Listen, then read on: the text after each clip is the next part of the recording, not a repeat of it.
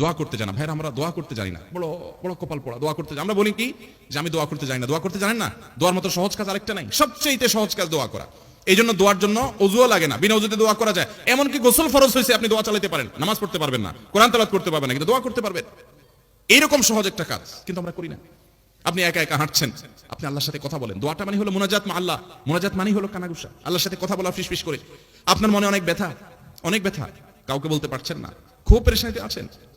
আপনাকে আমি আল্লাহর শপথ করে বলি, আপনি সুন্দর করে ওযু করেন, 2 রাকাত নামাজ পড়েন, ধীরে সুস্থে, লম্বা রুকু, লম্বা সিজদা দিয়ে, কেরাত দিয়ে, আস্তে আস্তে নামাজ শেষ করে একটু হাত তুলে আল্লাহর পাশে, আল্লাহর কাছে একটু আপনি কথা বলেন, চোখের পানি ফেলেন, একটু কথা বলেন। আল্লাহ, আমার মনে কষ্ট, আমি শপথ করে বলতে পারি আপনার মন হালকা হবে।